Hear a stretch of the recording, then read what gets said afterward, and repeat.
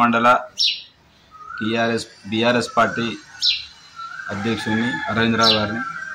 మరి నేను గత 5 సంవత్సరాల నుండి టీఆర్ఎస్ పార్టీ అధ్యక్షునిగా బాలకసుమన్ ఆధ్వర్యంలో పనిచేసిన. మరి ఆ రోజు బాలకసుమన్ గారు ఈ చెన్నూరు నియోజకవర్గాన్ని ఎన్నో అభివృద్ధి కార్యక్రమాలు చేపట్టి చెన్నూరు నియోజకవర్గాన్ని ఎంతో పైకి తీసుకుపోయారు. మరి వారికి మేము ఎంతో చేసినాం, కానీ కాంగ్రెస్ మోసపూరిత వాగ్దానాలు చెప్పి ఈరోజు వాళ్ళు గెలవడం జరిగింది.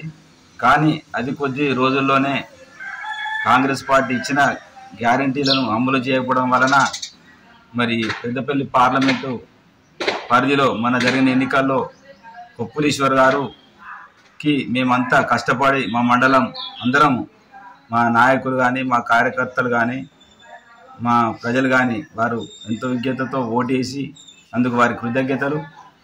మరి ఈరోజు ఈశ్వర్ గారు మా జైపూర్ మండలం నుంచి కనీసం ఒక 3-4 వేల మెజార్టీ ఇవ్వబోతున్నాం. మరి ఈశ్వర్ గారు తప్పకుండా గెలుతారని మాకు నమ్మకం ఉన్నది.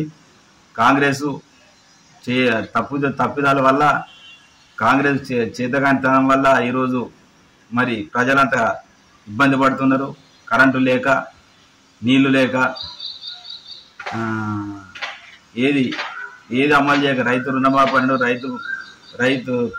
రైతు బంధు సరిగియక, వరి ధాన్యానికి 500 బోనస్ ఇస్తానని, సన్నవాళ్ళకి ఇస్తానని ఈరోజు మరి ప్రకటించడం, మరి అది మోసపూరితం. ఎన్నో వాగ్దానాలు చేసి గద్దెనెక్కి ఈరోజు ప్రజల్ని మోసం చేసి కాంగ్రెస్ పార్టీకి గుణపాఠం తప్పదు.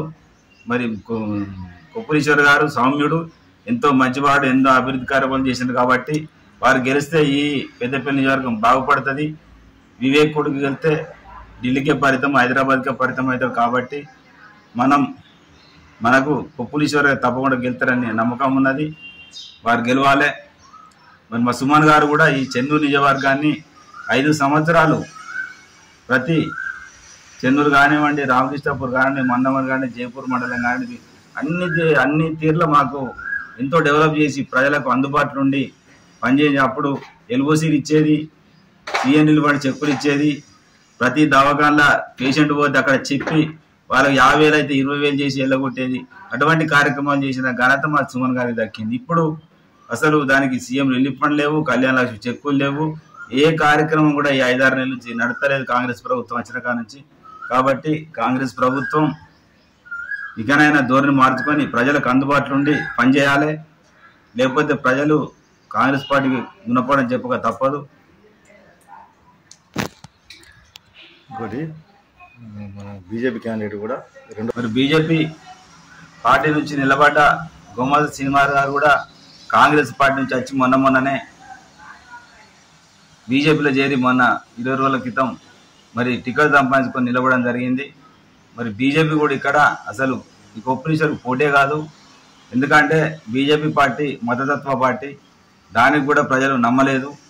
కాబట్టి మా ఈశ్వర్ అన్ననే గెలిపించడానికి సిద్ధంగా ఓటేసారు.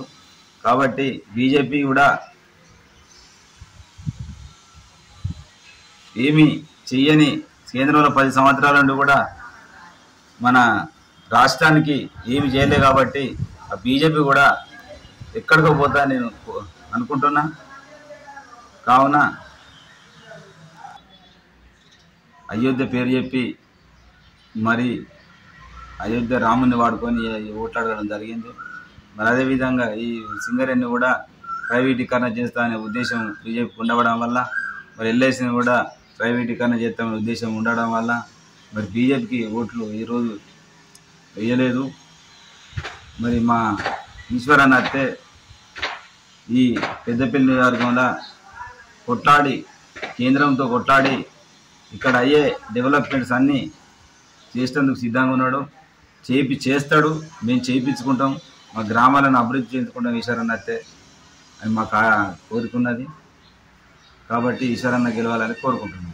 కానివ్వండి, మాది జెడ్పీటీసీ, ఎంపీటీసీ ఎలక్షన్లో కానివ్వండి, మా పార్టీ నుండి మేము అన్ని స్థానాలు గెలిపించుకుంటాం.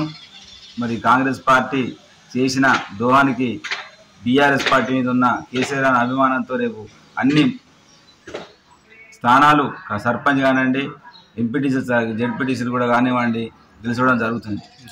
మన కాంగ్రెస్ వాళ్ళు చెప్పినట్లు కారు పంక్చర్ అయింది, కారు రిపేర్ పోయింది, ఇక కారు రాదు అని చెప్పడం జరుగుతుంది. కారు రిపేర్ అయిపోయింది, కారు మళ్ళా నడుస్తుంది. రాబో రోజుల కారుకే, కేసీఆర్ గారికే ప్రజలంతా తీర్పు ఇవ్వబోతుండ్రు. ఈ మున్సిపాలిటీలు కానివ్వండి, జెడ్పీటీసీలు కానివ్వండి, ఎంపీటీసీలు కానీ, సర్పంచులు అన్ని స్థానాలు భారీ మెజార్టీతో బీఆర్ఎస్ పార్టీ గెలవబోతుంది. మళ్ళీ రాబో రోజుల్లో కేసీఆర్ ముఖ్యమంత్రి అవుతారు. కాబట్టి మనమంతా కేసీఆర్ గారికి కృతజ్ఞత ఉండాలని కోరుకుంటున్నాం.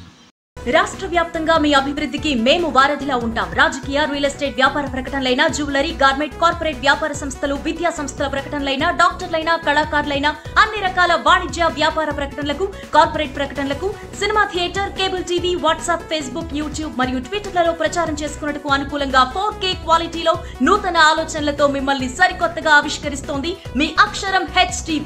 రండి, మీ అభివృద్ధికి మా భరోసా. కాంటాక్ట్ 9246462188 అక్షరం HTV@gmail.com.